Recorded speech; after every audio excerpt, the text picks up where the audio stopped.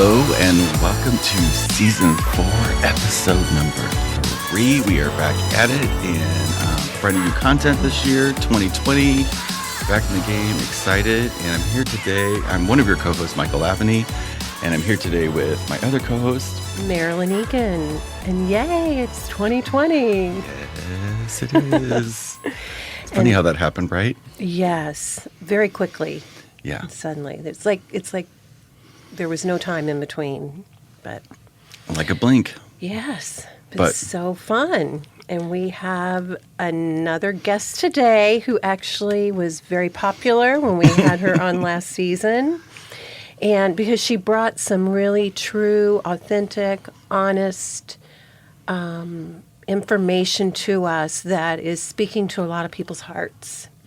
And we just want to expand on that today with her. So today we brought back Meg Berry. Thank you for being here, Meg. Yes. Absolutely. Thank you. Yeah. Wonderful to be with you. They really affected me. Because I listened to those back before I put them out. It's like sort of a ritual that I have. And I could feel that running through my body. Yes. And I kept hearing that song, that Beatles song, whenever I was listening to it, like simultaneously. That's why I named it what I named it, Mother Mary speaking words of wisdom. Yes. And I just had chills, like the whole thing. Like I even, because I get them a week at a time. So I could not wait till the next week to the second part of it. I downloaded that from the information. I went on and like I did it, and I'm like, oh wow, and it worked independently of me, like what I would have thought I would have done, because that was the first time that I, when we're listening to the episode, the ones from last year, where we're talking about the talk, right? Your process about how you started connecting with the Mother Mary energy and like what that's brought into your life and what that's bringing into the lives of everybody that you're touching now and bringing out and talking about your plays, like all of that stuff. I was on board. I was like, I have to know more about that. So I downloaded it, and I've exchanged emails with her. I sent her the podcast just because it was so great about, that could open up for a lot of people that entry level. It was a brilliant way to break into, or for somebody that doesn't know anything about it, for them to participate or start to find their own connection to whoever they're connected with. I just thought it was great. Yeah, you mean the talk process? Yes. Yes. I mean, it is an available method for really all of us to channel. Not everybody's ready for it. Not everybody wants to do it. I just liken it to playing the piano or something. I don't really want to learn how to play the piano. I'm not somebody that is musical. Mm-hmm. And so that has not been my energy. But when I was introduced to this talk process, it moved right through me. It really, it definitely ignited me. And we've shared it. It's out there, for the public, but we've shared it in our own community. And there are so many that are utilizing it now. And as I think it's very comforting because so many of us are getting similar messages. So it's very affirming. Yeah. Yeah. I love that part too, where you check in with each other. Yeah. Matthew Ferry's like that too. Like he has a group of people that he checks in with because it helps the balance of, or it helps that, like, ground into it, like know it. Yeah. Not that it's just a fleeting thing. So it makes more impact. It helps the energy to grow. Yeah. And it's validation, so you can start trusting yourself with the details that you get to check in. So I love that. And I know for you two, it's also you get words that don't necessarily make sense to you at first. You have to figure out, okay, is this the correct word? What does this mean? How does it fit in the context? Can you expand on that with just a few words that have taken you some time to figure out? Well, I can give you an example from this morning, actually, that happened. So the message I was receiving, my husband, Mark, and I both normally do this messaging at the same time, early in the morning. It's our first practice. And, we're not near each other. So then we come back together and share them. And I was receiving a message all about balance. It was, my message is from Mary Lady of Light. I love her humor. She started it off with salt and pepper, masculine and feminine. She was talking about this balance, kind of the polarity that creates the whole. And so meanwhile, Mark's receiving a message, and he came over and he said, oh my gosh, mine's sort of similar. But what she said, she was talking about our community of Glynis, which is that unity kind of community that is being created. And she said, Mark is the healing, the healing waters of Lourdes, and Meg is the Herculaneum fire. Now, I think of the word Hercules and things like that, but Mark looked it up, and the Herculaneum was a city that, I'm going to get this wrong, but it was somewhere near Rome, and it was consumed by fire. So, we didn't know that. We've heard of Hercules. I've kind of heard that word Herculaneum effort or something, but had no idea that it would really relate to the word fire. So when we looked that up, there's a knowing inside that there's some sort of higher communication happening. And we just found it interesting that, normally the masculine would be the fire, the energy, the electricity. Mm-hmm. The feminine would be the water and the healing. But Mark and I find we're kind of switched up quite a bit. We're very, obviously he's the guy and I'm the girl, but sometimes our personalities, we balance each other with this different polarity. So that was really, right then it was just this idea of that's not a word that we would use, but that happens really very frequently, that we're looking up different words. And sometimes it references places. Sometimes she'll use the word Siam when she's talking about gold, and that is exactly, how those relate. Really, it's very, very constant. And it's another way that we can affirm that this isn't really coming from us. Right. It's an aspect of our higher selves. We understand that, but we're actually receiving this from, a higher being and enlightened kind of energy. So it does make it very fascinating. Well, I love that she called you the fire. Mm-hmm. And Mark the water. And you're right that we do think of it that way.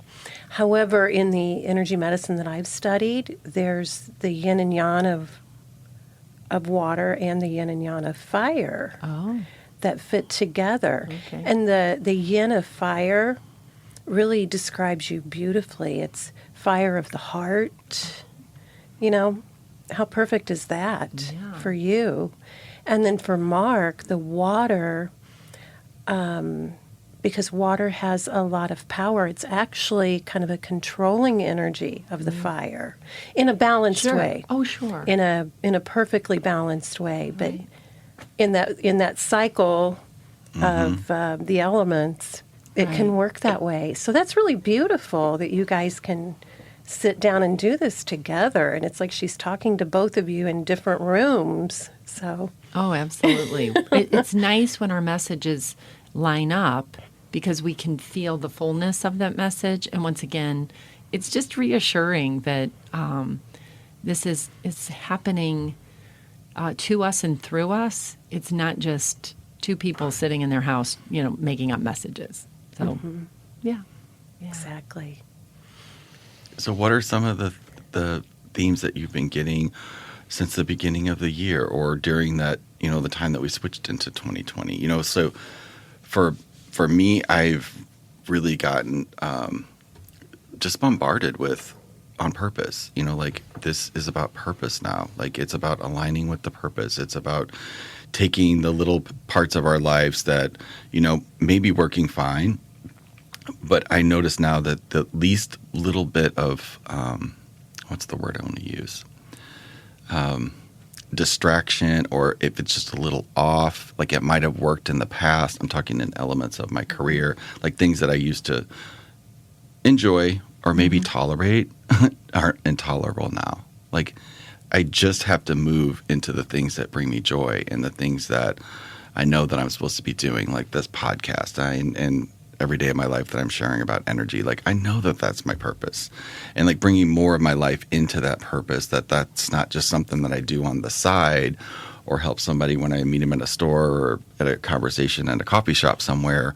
But it's like, no, how can I use my life to help as many people understand what we've been understanding for 20, 30 years? And like before the podcast, we were sort of talking about like that aspect of all the people that haven't went through the experiences and like what that energy must be like for them now, because it's so chaotic, but that chaos is what's reorganizing us.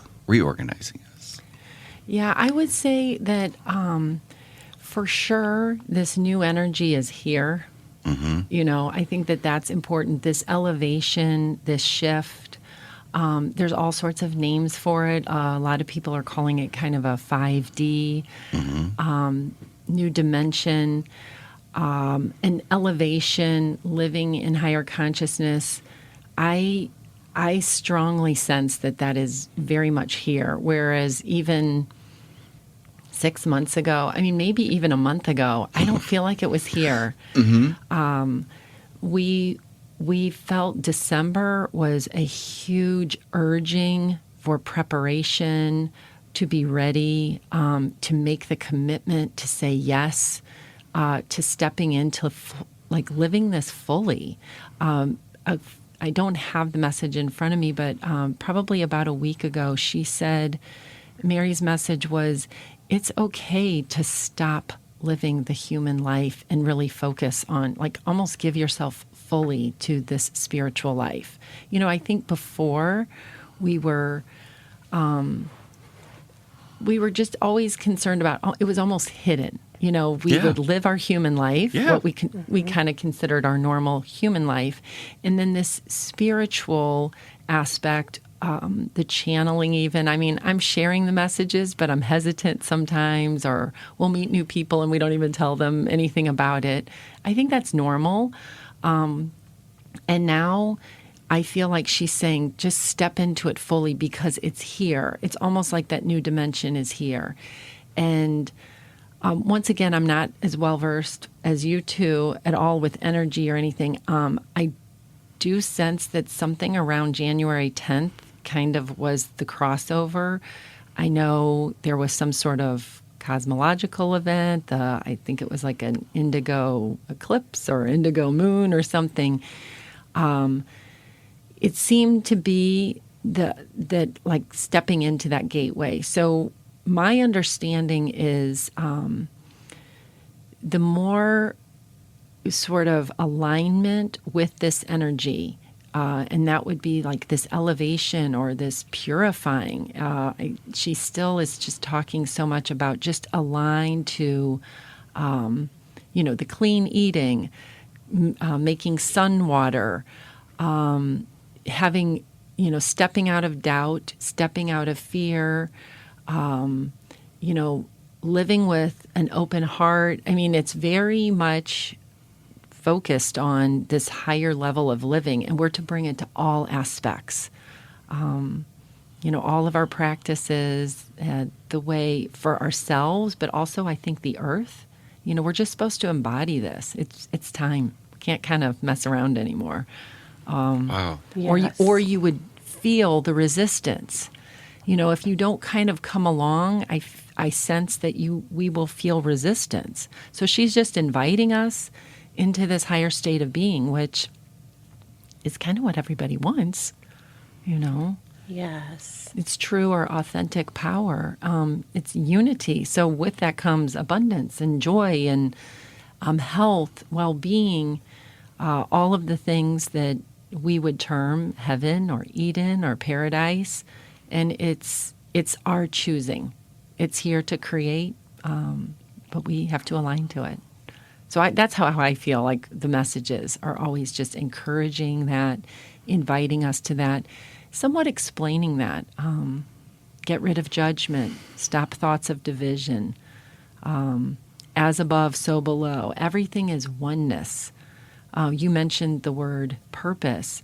She likes to talk about purpose being sort of an masculine or energetic, and mission being feminine or magnetic, and that those two go along. And it's time to step into that role too. So the lightness and the darkness serve us fully. We talk all about the light, but we have to remember the darkness is actually that space where the growth occurs. It's that womb, and it's equally important. So yes, embrace it all.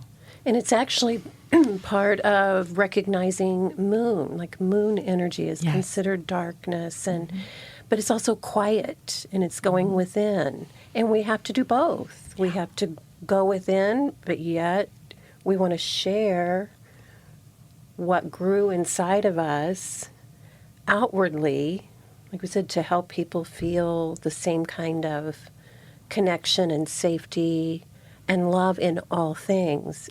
And it's really funny that you spoke of that, because on the way here, cars were kind of driving a little bit crazy. I said, for some reason, I always know I'm safe.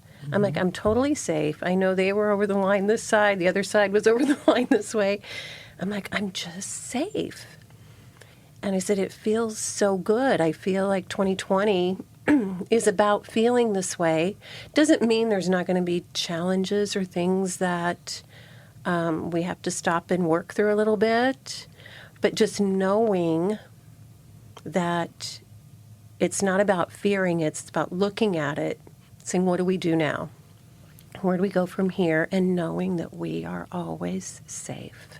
Yeah. The energy is available for that. I think in the messages, she just speaks about getting out of our minds, which is the divided mind. Yes. So it's as we go to the one mind, we basically step into an energy of miracles, of magic, of opening. And so, sometimes I'm afraid of that. I'm afraid like it won't be true, or, Mark and my husband and I, we keep saying our lives have been shifted. Our health, so many things have changed for us, and it's sometimes hard to trust it, even though we're living it. I almost, I think I'm human. I don't want to share all this and experience this and then have it not be true type thing. So it's like a natural. Sometimes I go into doubt, but she's right there to reassure us that these things have been happening. You'll probably enjoy this. Let's see, on Thursday, so today is Wednesday. So about 6 days ago, one of my sons, there was no problem because he wasn't in it, but his car was hit out in front of his apartment. So it was completely totaled, and he had just taken the trash cans out. So he was out there 1 minute earlier, and then a truck came along and just plowed into the car. And my husband had been having a kind of a rough day anyway. And when he got that news, he said he felt shortness of breath. And this was at about 4 o'clock. And so from about 4 p.m. Through the evening, he kept kind of struggling. He felt like his chest was tight, and he was experiencing like shortness of breath. And that's not normal for him. He doesn't have like anxiety attacks and things like that, and doesn't have any health issues. Well, finally, the next morning he woke up and he said, yeah, I'm still not feeling good. And we sat down to do the messaging, and my message said, there is too much energy at Mark's heart gate. So I guess that means chakra, or that energy center. She called it a gate. At Mark's heart gate. Have him say the, pardon me, it was the phrase or the mantra, from A Course of Miracles, which is, "My heart is beating with the peace of God." And say this as many times as he needs. So we sat down. He came over after we both did our messaging. And like I said, he still wasn't feeling good. And we sat down and I just put the timer on for 3 minutes. I mean, I didn't know what else to do. And I just said, let's just repeat this together and just try to drop into that heart gate and align that beating with the peace of God.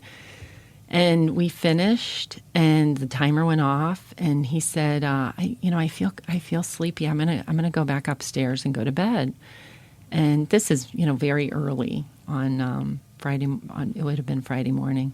And 15 minutes later, he popped up, opened his eyes, and he's like, "I feel fine. I feel great." And off he went to work. So lovely, that to me is just a beautiful thing. She often recommends healing type of modalities that are something that just require some sound or Something very simple. repetition. What was it again? My heart beats. My heart is beating with the peace of God. My heart is beating with the peace of God. And we just repeated it over and over, kind of in a rhythm. Yeah. And what's kind of interesting to me is he didn't feel better right away. It wasn't like he just claimed it completely. He had to then go take a little bit of a rest. But then I think he was probably going to stay home from work. But within 15 minutes, he woke up completely refreshed and renewed. And we've had situations like this with different healing things that have occurred. And, so we're just open to it. We're so grateful for it. We love to share it because we know it's not for just us. We know it's for anybody that's willing to align to that. I love it. Yeah. I love reading them now because you're on my feed now. So I see them in the morning. Like, I get inspired by them. And just even talking these little nuances, that something so simple as that is so extraordinarily powerful. And these little tweaks, because I sort of know from an energetic point, when we raise our frequency, things that whenever it's in that elevated state, which it always is, and it's on hyperdrive right now, things that used to be no big deal are non-tolerable anymore. These little actions or a feeling like I can't keep repeating these. I just had an incident last night with a client that I love them, but I can no longer participate in this energy thing anymore. It's just not my vibe. It's just not my vibe. The smaller, the investment type properties, it's not what. And I know this in my heart. I knew it before I took because I had this conversation in December. And then she calls and wants to re-engage. And I am the yes man. I just did it because it was such a pattern. And then it just manifested. I mean, still going to close, but it's not even that. It's about how I feel. That's so important now. That I won't let anything violate it. And if I do, I am painfully reminded of it. Yeah. Because that little thorn used to be just a little nick or whatever, but now it's no, it's just so intense, these little minute things. And I think it's a way of keeping us elevating. Yes. And in that alignment. Keeping us there. It's like the rails keeps you in the groove so that for safety, actually, probably keeping us safe. Yeah, and and really what that does, it just keeps us out of fear. It keeps us out of the anxiety. It keeps us out of attaching to those energies that don't serve us. But when you said that about how these things are becoming, that were not tolerable before are less tolerable, on the opposite end of that, what we saw as beautiful before is even more beautiful, and we're seeing more beauty in everything. And I think that's a gift too, where there were some things that we took for granted before in our work or in our spaces or our families. And now we can look at some of those things and see the beauty of it and not be attached to the part that doesn't serve us. So I think that's a gift in all of this as well. But From your perspective, since we were talking before about the moon, like on the 10th, from your perspective, Marilyn, like what insights can you give us about that switch? Because that was it was big. Yeah. I honestly could talk about this way too long, and I don't want to talk too long about it. But just a little bit about that moon. The moon was huge. Number one, it was the full moon, and there was an eclipse with it also that was very powerful and shifted us. And then the day after that, January 12th, there was a stellium, which is an alignment of planets that has not happened in more than 500 years. Actually, someone mentioned it's really been 735. There was another piece of it that they hadn't talked about yet, and no planets in retrograde either. And I found this so interesting, and I knew this was going to happen, but I totally forgot. One of my teachers, Christine Day, who I attend her class every year, she had told us in December that she was going to Uluru in Australia for this reconnection of energy. It's kind of like the chakra that flows around the globe that got interrupted a long time ago, and that she was going back to reconnect it January 12th with a group of people. And so when these fires were going on, I didn't even remember that was happening. So along with these shifts and everything going on in Australia, what a beautiful energy to bring, because the Uluru is considered like the solar plexus or the center of that connection. And it's a global energy that they activated. And it was to do with the planetary alignments that were going on, Pluto and Saturn. So you're right.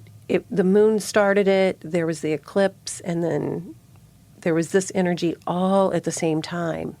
And it does have a profound effect on us. And what we can tap into in that oneness energy is what they were connecting to. Yeah. I thought it was interesting because so many people were really excited for, January 1, 2020, kind of new year, new decade. But I feel like those first 10 days were a little tough on a lot of people. Yes. I mean, there was it was almost like a jam up of energy and maybe a feeling of, once again, it's like that last kind of push and to get through that. So it seemed that there was something opened. It felt to me almost more like the decade was opening, and this new energy, this new dimension kind of arrived at that point. I don't know how to explain it. The messages I can sense a different energy. Sometimes I can tell it's the same guide, but the energy will come in a little bit differently. And it was just expansive, starting around January 10th, January 11th. It was a few days after that. It seemed like it was kind of, I guess, acclimating or something, but around So January about a week 12th. ago, right? Like about a week ago? Well, just about a few days ago. Wow. But, I think when you bring up the earth, so much of what I have understood, and I might have shared a little bit about this on the last episode, because a lot of people ask about, Mother Mary and Blessed Mary and things like that. And, as I said, she calls herself Mary, Lady of Light, to Mark and I and to others that are also receiving her messages. I know that she is the mother to us all, and she is also Mother Earth. When people want to know, well, was she Jesus' mother? She always says yes, but what I sense is it's that same energy, that same incarnation she's always here with us, She's within us. She is of the earth. She is all aspects. And I know in every tradition, every faith walk, there is always the mother. There's always that energy Amma. of course, Amma, the womb energy, the somewhat hidden yet powerful, and the one that is always our protector. So, to me, it doesn't matter. It's all one. I think probably because a little bit of my background and, my upbringing, that is how she connects in. But I know that this is a universal message. It's for everyone. Yes, I would totally agree with that too. And the earth, she's calling us out, to really... It's like all on all levels, like all dimensions. Mm-hmm. Yeah. So And weird you said that. I believe that she's encouraging you to assist all those who want help of humanity to raise their vibration, because that's when the earth is going to heal, is when humanity heals and raises their vibration, and the earth will come right along. As we are purifying ourselves, you think about the fire. You think about the fires in Australia. You think about the fire within. We're purifying and elevating. We're enlightening. Right. As we do this within, it's also occurring in the earth plane. And so I know that more than anything, we should attend to that which we can. I mean, where we can help the earth, of course, we should do that. But we tend to put all this energy outside of ourselves, and we have anger and judgment and activism, and we're neglecting the place where we really have that point of power that then manifests outwardly.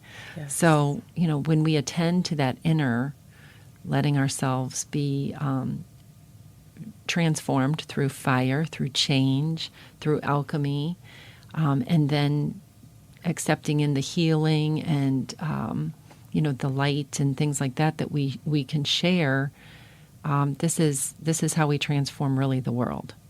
So it's an inner and an outer. Yes. That's a really powerful thing. It is our first vibe when we see this stuff happening in the world that occurs dark sometimes. There was a couple of moments that was like a couple really, I just felt like completely dark days. Like it almost felt darker than normal to me right after the holiday, probably in that 10-day period. I even called you one day and I said, because I was feeling it so heavily, but at the same time when I really grounded in and just felt how dark it is, I would hear my channels, my guides going, it doesn't matter how dark it gets because it just brings in more light. And they laughed. Like it wasn't a joke, but it was just like, see how it all works. Like you can't there's always going to be more light than there is dark. And the darkness is what causes that to come forth. And so it was just little messages like that come through for me in those dark, when I'm feeling that. Because I've always had a connection to the globe and the feeling like I'll feel earth changes before they happen. Or yes, me too. And I just get this it's a very distinct feeling in my body that I just know something's going to occur. And then I had it the other day, and then that volcano went off in the Philippines. So it's in the fires and everything that's happening on some level has to be perfect or it wouldn't be happening. Right. And there were also a lot of earthquakes in Puerto Rico. Yes. Which is so interesting. A good friend of mine, just moved down there, and she called me from Florida. She was getting ready to go on the plane. She goes, I know this is right, but this feels really funny. I know it's right, but it feels funny to be getting on a plane and going down there right now. I said, I know it's right, too. I really do. I'm not sure what's going on right now. That was on a Sunday, and then the earthquake started on Monday. And I said, and she says, everybody down here is in so much fear because they've had, severe hurricanes. And she goes, but I know we're fine. I know we're safe. And I said, that's why you're there. To provide you that. can hold that space for so many others when you're in there. And then another friend of ours was traveling down there at that same time. So she was running around with her vibrant energy also. So it's just interesting how, we're called to be in a space or do things that we don't even know that we're doing them from a spiritual space or meaning. But it really is. And it's a part of that beingness that really, that's how I see you, Meg. I see you being this beautiful, light conduit of energy who holds the heart space for so many. And it's through the upheaval. That is for Yes, sure. yes. We are not to react. We are not to become, attached to the upheaval. And that, once again, would go for within our own lives and what's happening across the globe, whether it be weather, whether it be geopolitical. We're asked to actually see it differently, see it from a higher dimension and recognize it simply as purification, upheaval, change, alchemy, transformation, not to, disparage it or judge it or say it shouldn't be so. And that's not always easy. It's not. It's not. right. No, but that's why I encourage people. Like, I would say it's so much easier if you can spend 15 to 45 minutes a day receiving a message that you can not only hear but feel. Yes. That energizes you to live like that, to be like that. That's why, I always try to tell people, my husband, we are nothing special. We were just willing. But anybody that's willing, then, you get to kind of have that energy so that you can be, hold space in that way. Yes. I can feel my heart starting to race, or kind of I get it in my solar plexus like, oh, an outrage, this shouldn't be happening. And then the message comes, be calm, I'm here with you. Fear nothing. Fear nothing. And, we've asked, should we do something? Should we move our money? Should we, do? No, absolutely not. Just hold space. Be calm, be loving, be balanced, and know, that all is well, which at least you can feel it till you do your messaging the next day, which is, that's the key. To me, it's that practice. It is the practice. Yeah. Practice. You can't make anybody do a practice. They're No. going to have to come to it on their own. I mean, I wish I could. I mean, because I know that's access and that's a doorway for people with meditation or whatever it is. But I do it all the time. But sometimes I miss a day. Oh, and, yeah. And Yes. I will instantly feel it. Even if I can't, I made sure this morning, I had my meditation down, and because I love my meditation. Yes. But at the same time, it is this dance of, like, on a razor's edge, just like day by day, minute by minute, like now by now.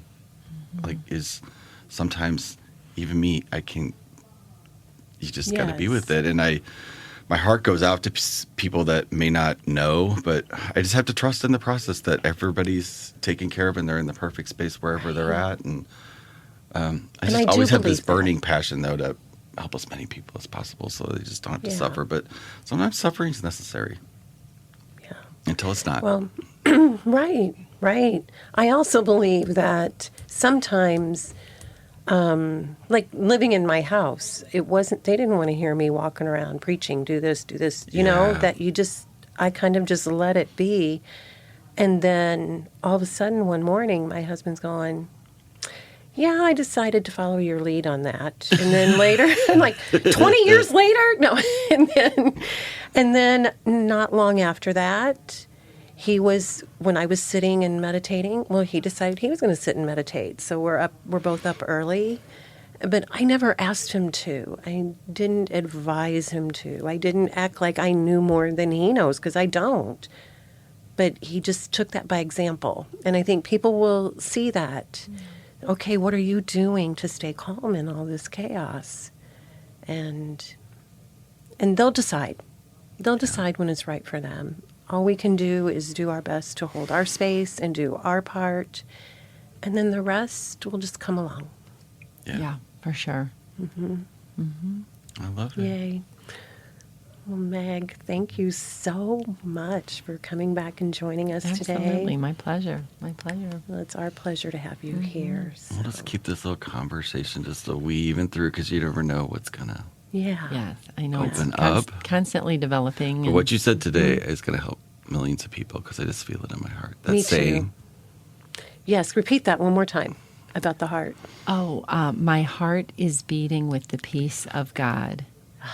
And you can do it kind of like a little chant, you know. Yes. My heart is beating with the peace of God. It is from A Course in Miracles. That she did say that in her, say this line from the Course in Miracles. Repeat it as often as you can. So she has. I don't think she's ever brought up that book. She guides me to quite a few different books and TV shows and different things like that to watch, which is always kind of fun. But that was the first time she mentioned that. Yeah, that's a good one. You can teach that to kids. Yeah. And a peace. Well, that's Yeah. what I'm going to do to continue the rest of the day is Yes. alignment, heart beating with the peace of God. Awesome. Thank you, Meg. I appreciate so much for being here. And if you guys have any questions, comments, anything that you are going through, please leave us a comment below or reach out. Put your link to your page on our post. And keep going. Keep raising your vibration and shining your light and make the world a better place. And we'll talk to you guys on the other side. Thank you. Thank you.